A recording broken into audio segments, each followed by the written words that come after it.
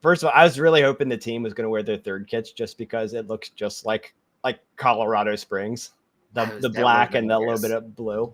Maximum confusion. Yeah, that would have been great, but I completely understand why they brought those back out. My guess would be they might not ever wear the third kits again after that last game.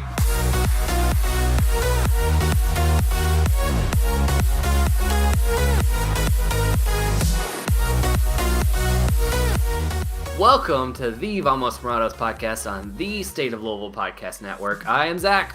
I'm Benton. How you doing, man? I'm doing great. We had a good weekend finally.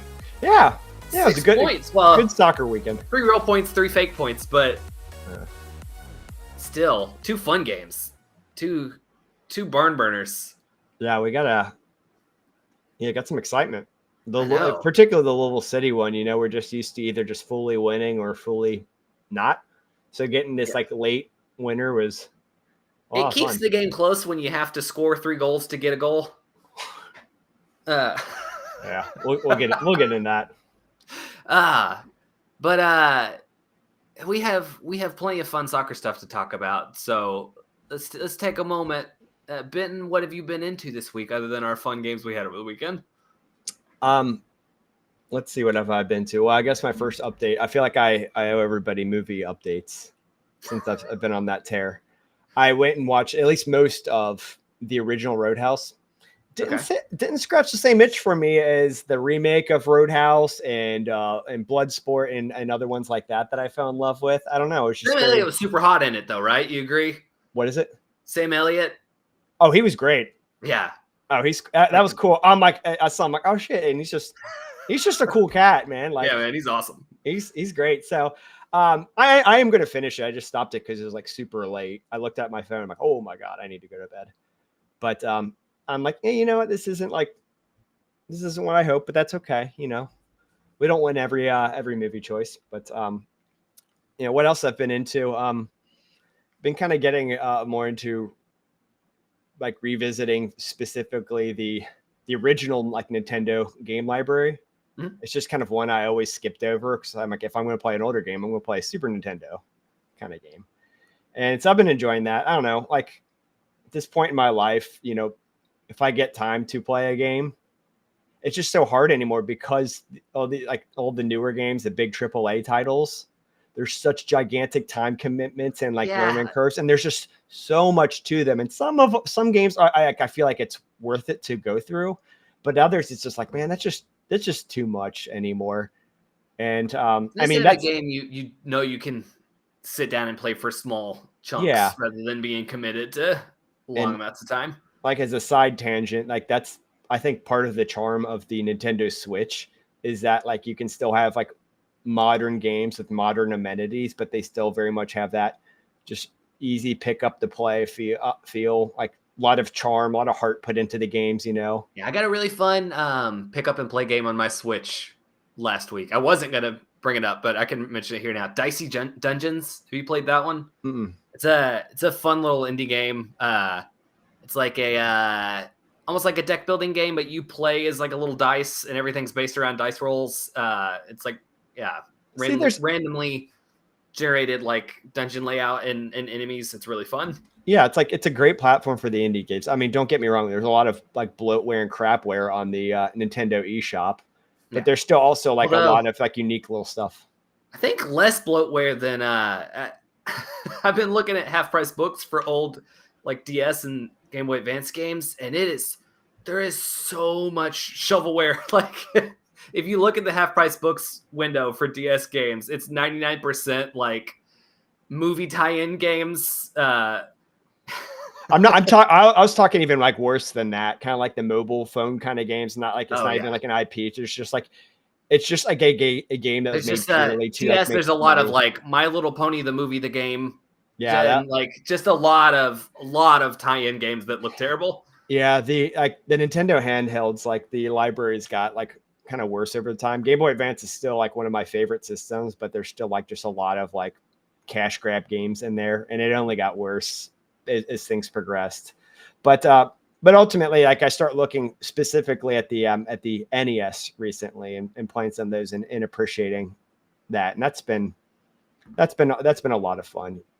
Playing some of like the very like first games that like kind of started like a series, something like Ninja Gaiden. Ninja Gaiden's great. And frustrating. Have you? Yeah.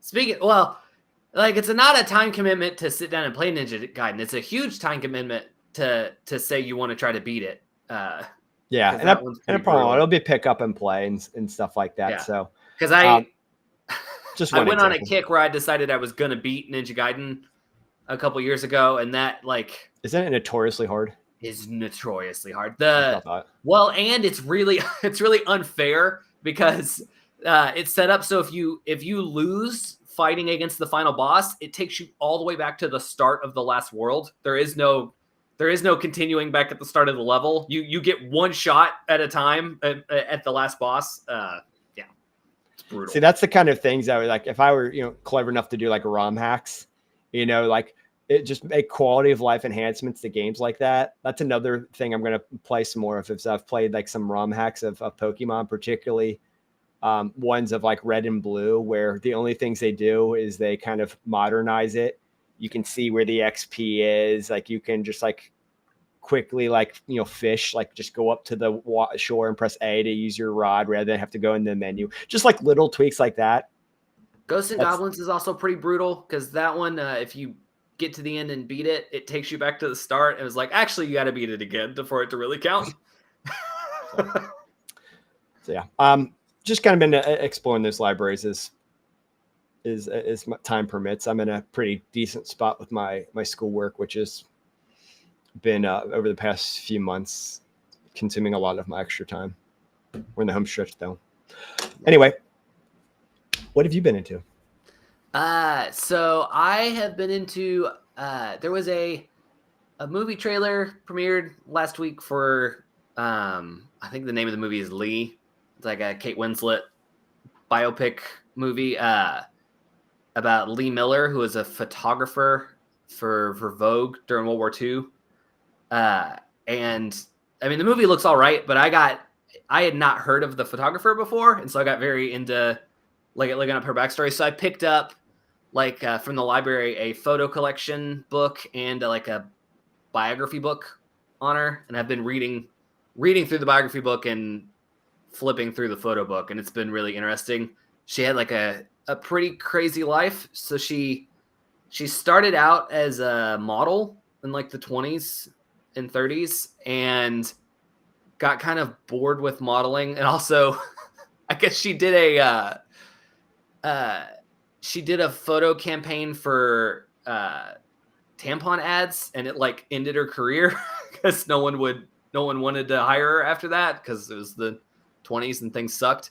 But she was kind of done with modeling anyway, and so moved on from modeling to taking fashion photography being a fashion photographer, and did that. And also she hung out with like Picasso and a bunch of famous artists in Not Europe bad. and was taking a lot of like artsy photos and fashion photos. And then when World War II started,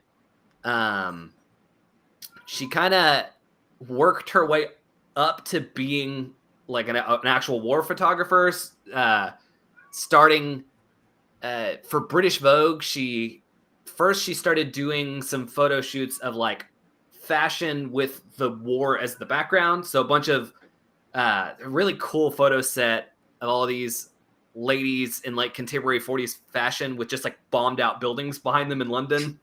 And then moved on from that to covering some like editorial stuff on like the role of women around Britain as the war was going on, and following like welders and ladies taking over all these jobs during the war. And then was able to actually the movie, I don't know, I haven't gotten quite this far in the biography. The movie seems to make it out that she wanted to be a war correspondent, and none of the other publications would let her. So she ended up convincing Vogue to send her as Vogue's war correspondent over to the front lines.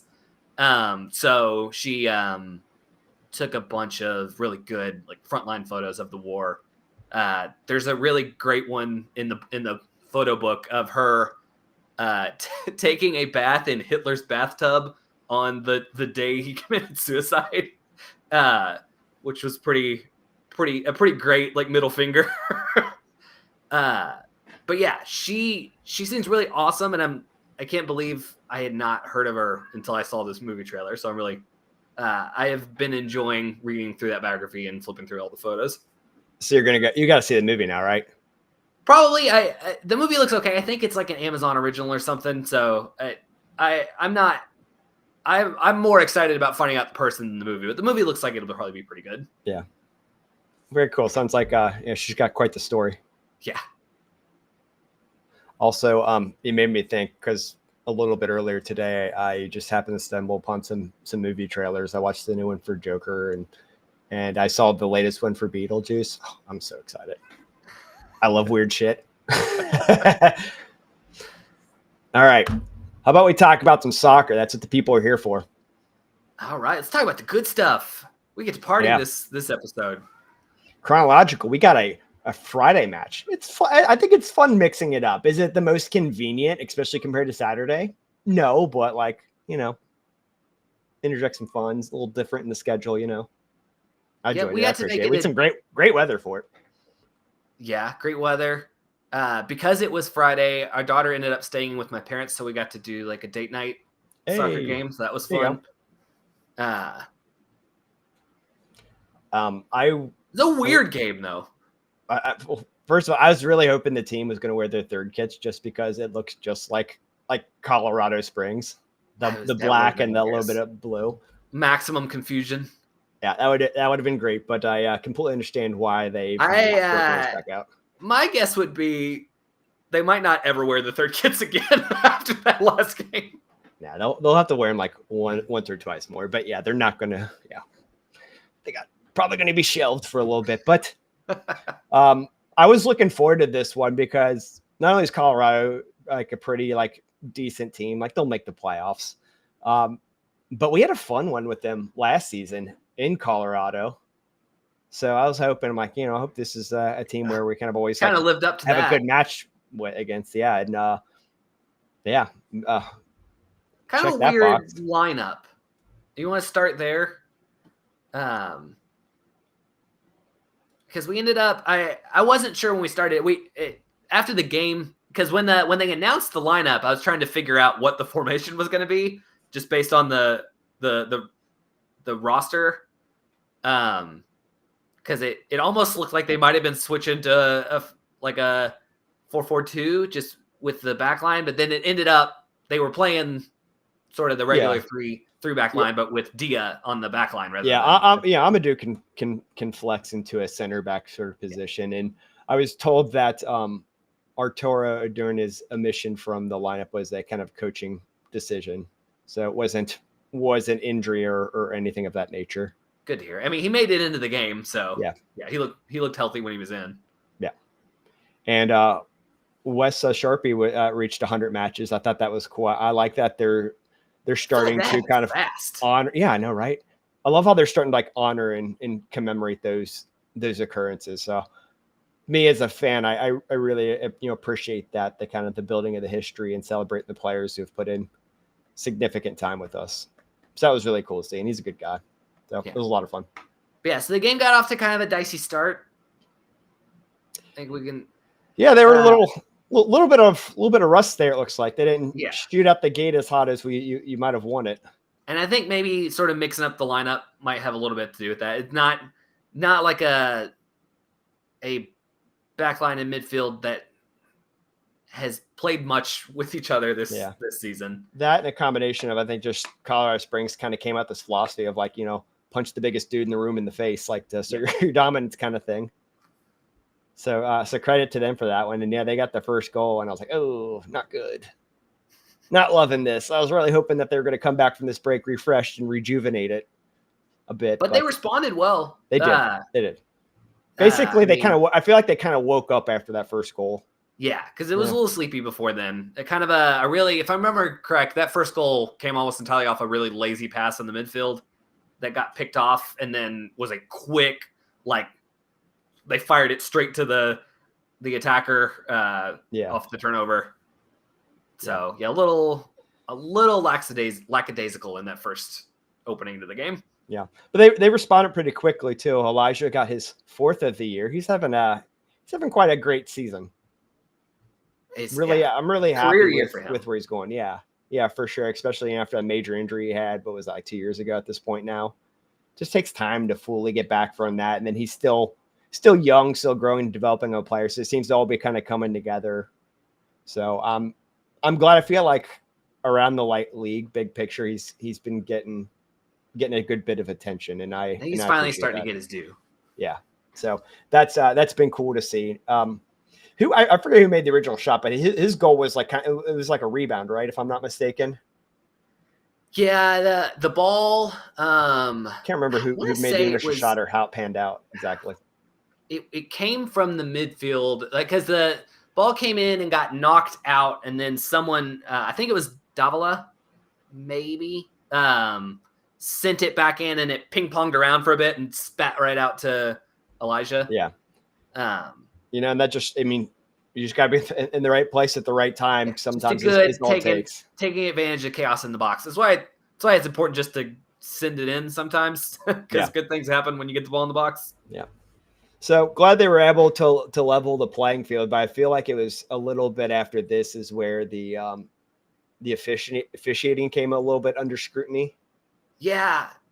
We need to bring Dia on and ask him what he did to that ref. Dude, he got such a bad hand in this one. Conceding multiple points in the game. Getting his like fantastic goal. I was stunned when he hit it because I always thought to myself, like, I'm gonna use my guy. Like when he scores, I'm gonna just absolutely lose it. And he scored. I'm like, oh my god, we're here. I think the penalty kick, it ended up not hurting him, thankfully, because ball don't lie. But thank God. The penalty kick was the more egregious of the two because I will by far. It sucked because it was such a good goal, but because I heard it in person, so I never even started to celebrate. The whistle blew before the ball got to Dia. Like I didn't hear that. Yeah, he took that shot after the whistle had already blown. And so even if you get a call wrong, like if you blow the whistle, play's over. You can't count a goal that comes in after the whistle's been blown. In real time, I was wondering, like, why isn't he like freaking out? Like he's super. Because I think they knew that too. It was one of those. Because if you look, like none of the defenders even really made much of a play for it because the whistle got blown as the ball was still dribbling out towards him, and then he took the ball like a full little. Yeah, it was. Yeah, I didn't. It was didn't noticeably after the whistle that he hit that shot. So I was one of many because it was so good, but that's one of those like you can't give someone a goal after you've blown a whistle. Yeah, I was one of the many fans who was celebrating that one and then came to the realization. Yeah. But to your point, I was the downer in my section because that's like everybody needs the whistle blew. Everybody needs stuff. But yeah, the penalty kick was... The penalty was much worse. That was pretty... It was very well-timed tackle by him. And I don't know if you listened to any of the post-match stuff, but Coach Cruz just asked a question. I forget what it was. Not at all about the officiating or anything like that, but he just went straight in on it. And you can tell something's like real... He doesn't do that like very often at all. So that was very much clean. He made a great play on the ball in there. Because I in real time, I was like, that looked clean to me. And so I immediately went home to check the replay after that because I wanted to see maybe I had a bad angle on it at the game, but even going frame by frame on the replay, he got all ball. That was extremely clean. He slid right in and just kicked the ball away from the attacking player, which is why he hit the post because ball don't lie. The silver lining of that sequence was, I don't know if you watched, but how long the guy who took the shot stood there after it hit off the post. It was like a full minute. He stood in that same spot. It rattled him mentally. You have clocked the post when it goes all the way to the sideline for out of bounds. That is. Yeah. So hashtag blessed. I wanted to mention we need to check the goals and make sure everything's okay because that post got worked over the weekend, including the racing game. I think there were like a solid 5 or 6 post hits in both those games combined. Some good drama there, but check for some dents. because of that, we were able to go into the halftime break, still tied 1-1.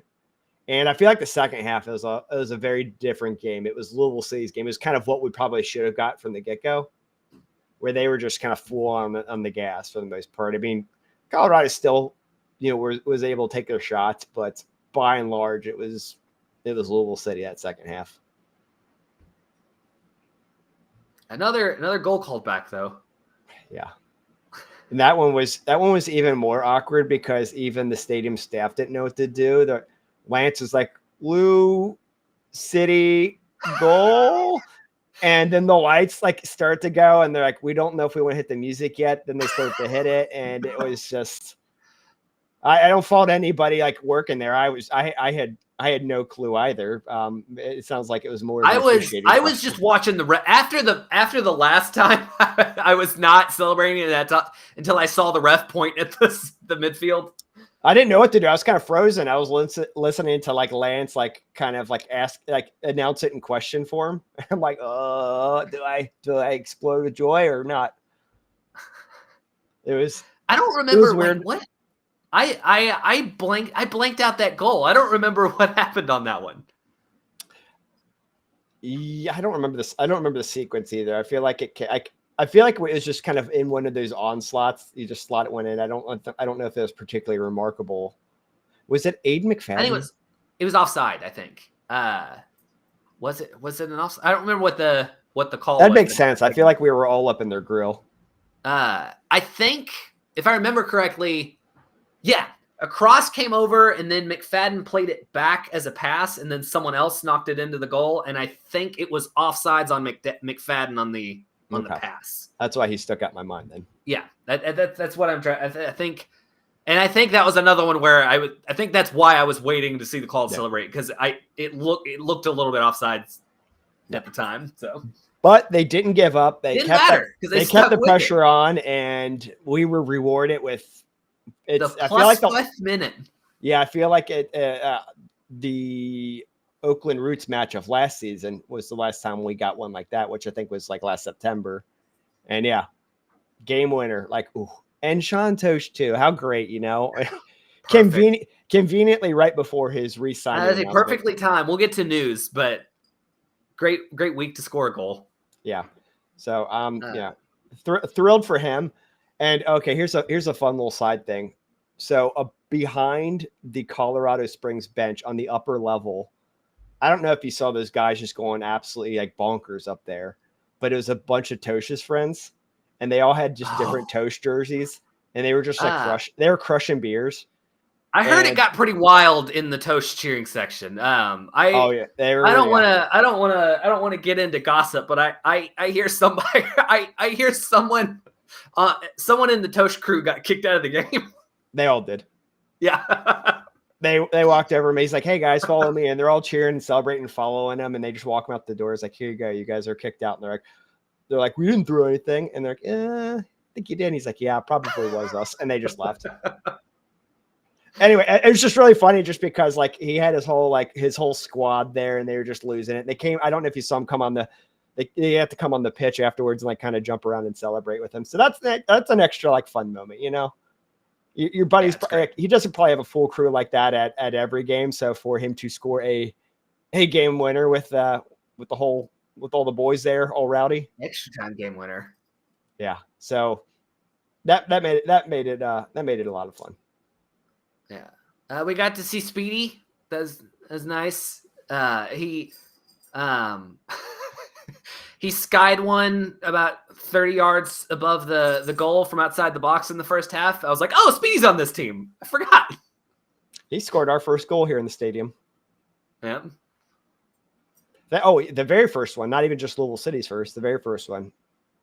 Because I remember that was the silver lining. We lost to Pittsburgh 3-1, but we scored first. So we got the first goal here. Did we ever have – okay, because I remember we got crushed that game. I didn't remember us having the lead. It was 3-1. Pittsburgh won, but we got the first goal. So it's like, wow, they didn't take everything from us, thankfully. And it also obviously being that very everybody's the most COVID precaution, we're all socially distanced and whatnot. Ooh, this is the first sporting event basically in America. I watched that one from home for that reason. I was there, masked up, socially distanced. I had like they relocated my seats, and I just had one at the time. I have two now. Yeah, I can remember that whole. I was in the. They put me in the lower level, like near the corner. So later in that season, because they spaced all the seats out, so you had like 4 empty seats between everybody. So everybody's season tickets got moved around. Yeah, so I was like way in the corner, very different spot than what I got. So it was interesting to see a different perspective, but I'm happy that I have the spot that I do. I prefer the more central aerial location, but a little side tangent. Anyway, so, was it Louisville City's prettiest, best performance? No, but they grinded one out. They just it where needed, and they got all 3 points, which no matter how pretty it is, they weighed the same at the end of the day, which is important. We're trying to get that regular season title right on top of the table. Yeah, we got some tough matches coming up. I was looking ahead: New Mexico away, Sacramento Republic, Charleston Battery. Those are 1 and 2 in their respective divisions. Like that's like a murderer's row. You're going back to back to back. That New Mexico game's gonna be huge. However they come out of the end of that little stretch there will tell us probably a good bit about how optimistic we can be about maybe winning the regular season title. It won't determine it fully, but if we win them all, like that puts you in a pretty comfortable spot. Yeah, that's huge if they can pull those out. So you want to get into some news? We got some good news this week. Yeah, we got City side. Yeah, we got several re-signings. Trio of signings. Dio is first. Good on him. Too bad the referee ruined his first game afterwards. We love Dia. Friend of the pod, Dia. Aiden McFadden triggered a clause in his loan agreement to keep him, which is very dumb of Atlanta to even have in there to begin with, but I'll take it. I'm happy about it. I'm thrilled about it. Oh, I didn't see the specifics of that. I saw that he had signed and it was no longer a loan. It was like a player option on there. Yeah, I actually don't know if it was in the press release or not, but yeah, that's what I understood it to be. Breaking news. I like that. And then Tosh obviously re-signed, which with some of these guys, like, do you think like he would like start or play if he's on the team next year? Like, yeah, but you start to question it because like at what point do they kind of like call it a career? At center back, you can definitely go longer, but there might be other things going on in these guys' lives, and they might be, ready to move on, close a chapter or whatnot. So yeah, not gonna be mad. We don't have to wait till the off season and say, are they going to stay or they don't going to say, do the whole Niall McCare thing. He's still a great player. I will note, like, it seems like Colorado's game plan was kind of to go at him in this game. Which I thought was kind of interesting. It's probably a thing we might see more, but Colorado was definitely, I think the scouting report was like send the fast guy on Tosh's side. Yeah. And I mean, what he lacks in speed, he makes up for with. He just has a very sharp intelligence about his positioning, and he knows when to start to get back. And I mean, you could probably extend that praise to the others in the back line as well, because this system would not work if they weren't sharp and on top of that. No. Like when to get back at the right time. Like, well, like, I can understand why he would want to play, because especially why he would want to stay, because with the style change this season, he's getting up the field a lot more than he ever has before. He's been legitimately involved in the attack for a lot this season. So I'm sure he's having a blast. And he's been here so long. He's got his roots set in Louisville. I mean, it feels like it was pretty much like Louisville or bust. I was more so, concerned as like, he might be ready to wrap things up. And, the same could go to some of our other older folks on the team. That's a storyline I always like to watch. But hey, we got one knocked out pretty early. We're gonna enjoy them while they're here. Yeah. And a new tucked in, locked in shirt. I was wondering when that was going to happen again, because the first one came when I was like, before I was like really like heavily involved or watching. It might have even before I was in town. But hey, now I have an opportunity to get one. I would love to get one because I love Tosh, but I'm anti-tuck shirts. So that puts me in a troubled position. Oh, I can advocate for it for him, but I'm not going to tuck it. I'll walk it. I ain't going to tuck it. Yeah. So, I think that's all we got on the Louisville City side. We got that Monterey Bay coming out, Frankfort friendly, and then that stretch of games we were talking about. So I'm kind of excited for all this. speaking of Monterey, we want to move on to the racing game. Hey, yeah. My smooth brain didn't connect those dots. The Frankfort friendly is coming up. That's next week, isn't it? I mentioned that. Yeah. Yeah. Yep. I'm looking forward to it. Mario Götze, like, it's gonna be great. I got my kit. I have my kit out. I have my Sharpies ready. I'm getting that shit signed. We have our old man league on Mondays at the practice facility, and they had all sorts of Frankfort stuff up on the practice field. So it looked like they were getting things ready for them. I think they arrived. Today's Tuesday. They arrived today, I think. Yeah, they arrived today, or they arrived yesterday. I couldn't make the airport media availability, and they had some time today, but work happened. My actual real day job got in the way of my fake job. Boo. I know. So I have not yet. Demand a raise for Soccer City. Quit your day job. Yeah, I wish, but yeah, real job got in the way, but oh well. I'll still have opportunity to see him. All right, let's talk some racing, Louisville. We're now in a non-regular season action, which is better than no soccer action, but it's definitely way better than no soccer action if we're going to get wins.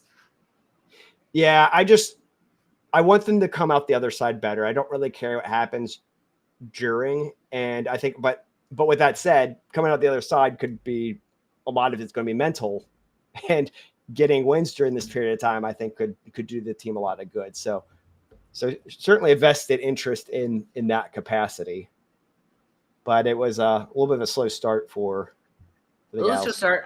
I was kind of I was interested because I was curious with these games we have going on in between during the break. Racing didn't lose a lot of players to the Olympics. I think just two. Yeah.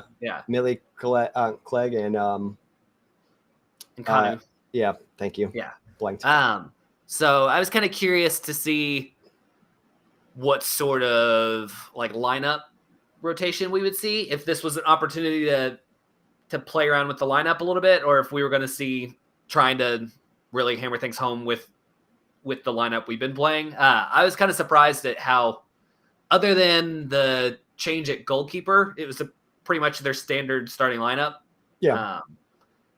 Which is like, I guess, respect to Monterey. Like, they brought out the regular starters. They didn't try to really tool around with the lineup too much. Yeah, we're continually told the NWSL is the best league. So I really like when we have these opportunities to kind of test that and see. Play against a foe in a different. And Monterey is like the top of Liga MX. I think they won the Clausura. Okay, so I wasn't gauging or tracking on where they fell in their. They were a good team. They because they do the Liga MX does the like 2 seasons a year thing. They have a fall and a spring, and I'm pretty sure they won one of the 2 last year. Gotcha. So they are solid. They are one of the better teams in the league. And I think we saw that early on because they have some players with some feet that team can shoot. Shoot. Yeah. Because just a quick start for them. It was not as if they were really all over the box early in that game. It was just anytime they got the ball inside of like 40 yards, they just took a crack, and all of their shots were like top corner. They just that team has some really good shooters on it. Well, thankfully they only hit one of them. Yep. Was a bomb though. Off the volley, outside the box, straight over to the corner. I thought I wanted to mention, because we mentioned the change at goalkeeper. Bloomer started for her first start of the season, and I thought she was really good that game. She had a bunch of really good saves. She made a save right before that goal that was pretty incredible. And even on that goal, I thought she actually made a really good play on it for as good of a shot as it was. Like, she read it right off the foot and dove. It's just it was not possible to get to that, but she got as close as you could expect. So I think it's nice to see. Lund has that spot absolutely locked up, but it's comforting to know that, like, if we ever have to go to a backup keeper for any reason, that Bloomer looks really good. I don't know. Katie Lunt hasn't been like wowing me as much as she has in the past, so I'm okay with them keeping their options open. And one way of doing that is getting some live minutes for your backup. And what a great opportunity to do so. Keep that competition fresh and alive. But yeah, so then Racing came back not too long after that. I think at the 36th minute they responded. I thought they responded, just in general, they responded really, really well. I don't know if it's got to be hard to playing a team outside your league like this. I think that like scouting and prep for the games has to be pretty tough because you've not played anyone that they have played. I mean, it's very different. It's the off season for the Mexican league teams. So you're probably even seeing even your game footage from last season is probably not going to fully prepare you because they're going to be different players. So it looks like it took them a bit to get their footing, but like towards the last half, that first half, they seemed to figure things out and looked a lot better. Yeah, I mean, just like kind of big picture, it's almost like the game flow of it was very similar to the Louisville City one. The opposition scores first, home team responds in a pretty good time, and then eventually finds a way to squeeze out the win. There's in less dramatic fashion, thankfully. You don't always need drama. They took care of business. Well, and they we'll get to it, but they benefited from not great refereeing rather than having goals taken away. That same crew stay in town. But yeah, that first goal was just kind of similar to that City goal. It was a shot, bounced around. I think that one, this one hit the post and bounced out, and then just tapped it in to put it away.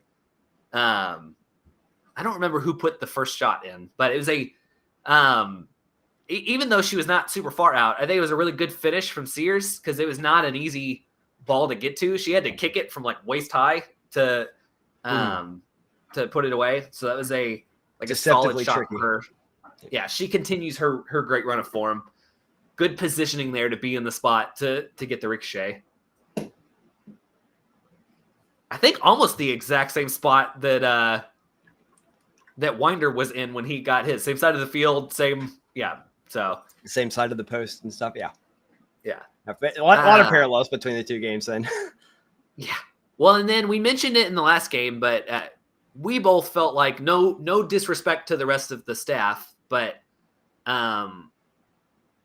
like having Bev gone for the game before this seemed to really hurt the team at halftime as far as making adjustments for the second half and coming out. And like, whereas that North Carolina game, it seemed like they played a good first half and then really struggled to keep up with the adjustments North Carolina made in the second half. I think probably this shows how important it is to have Bev there, because I thought they came out really strong in the second half of this one, and all of the halftime adjustments she made panned out really well. I think Fisher scored on basically her first touch in the game.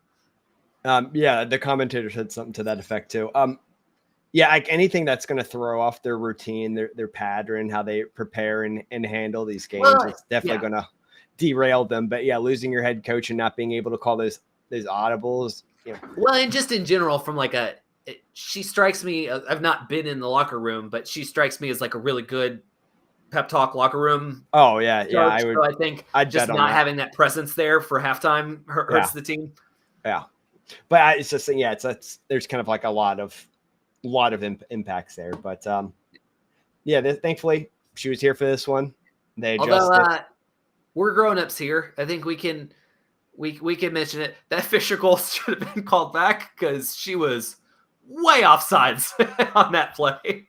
Yeah, Sunday before this that when I was watching I didn't notice it. I'm not very good at catching those. But I saw like a comment like when I was rewatching back the highlights that's saying that she was offsides, and I didn't actually go back and look. But you're saying it's quite noticeable. She was about a full step offsides, and also the worst part of it is probably the reason the call was missed was the sideline judge was about 10 yards off the spot she should have been for that. She was not anywhere near where the back line was, which is why the call was missed. So that was pretty terrible all around.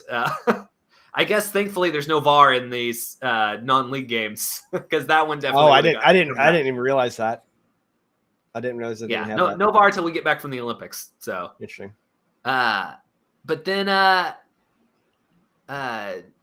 speaking of adjustments panning out, Ari scored, which is very nice to see her working her way back to form. Yeah, that's got to be a confidence booster.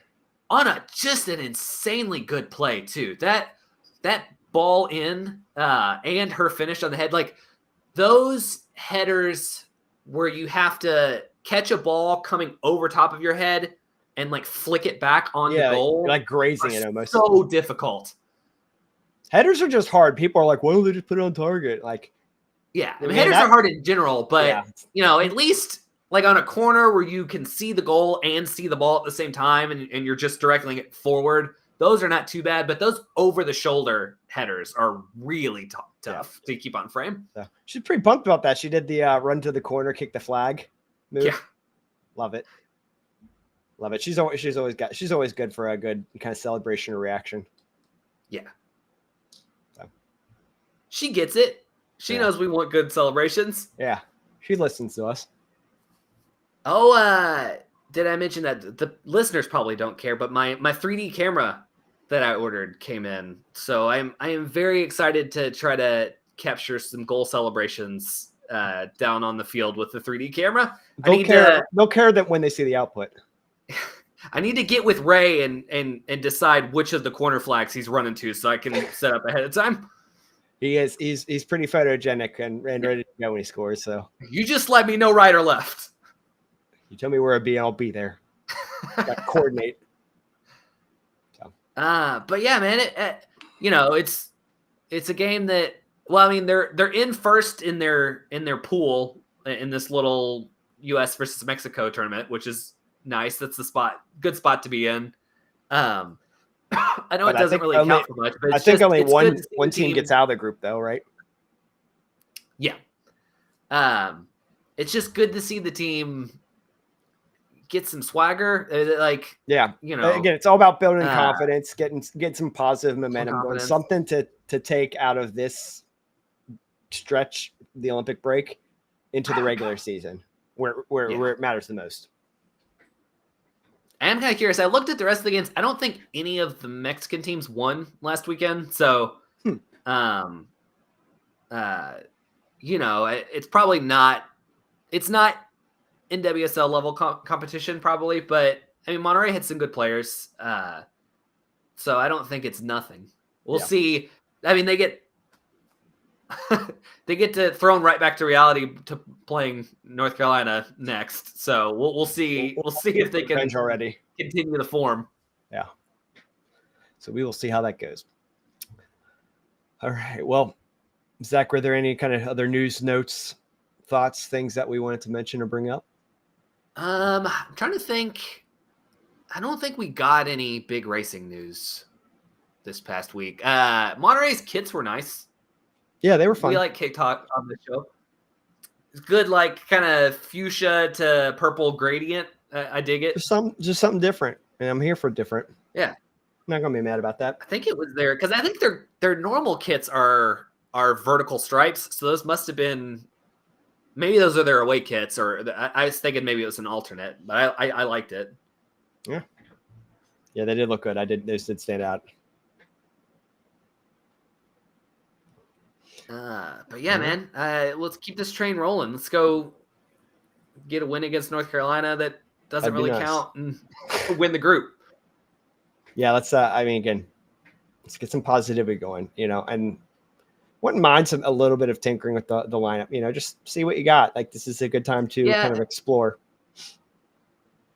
I would, And maybe we see that against a familiar foe, and they were just kind of doing a more traditional setup against an unknown foe. I don't know. Yeah, Spitballing here. Maybe they really wanted to bring it in this first, Yeah. new team from a new league. You want to, but I would like to see some of the players we've not seen as much of this season. Just, it's always good to have an opportunity like this to get, because you never know who's going to have to step up, and later in the season. So it's nice to get people on the field and get them comfortable before that happens. I'm with you on that one. So, well, cool. All right. Well, then I think we will call it a wraps here. We covered all the games that happened, talked about the games that will happen, and hopefully when we return to the microphone, we'll talk about some more wins. Another episode like this one, perhaps. That'd be nice. More points. So thanks as always for tuning in. Thank you to the State of Louisville Network. Been Benton. Thank you guys for tuning in, and we will catch you guys next week. Vamos Morados. Take care, y'all. Bye, y'all.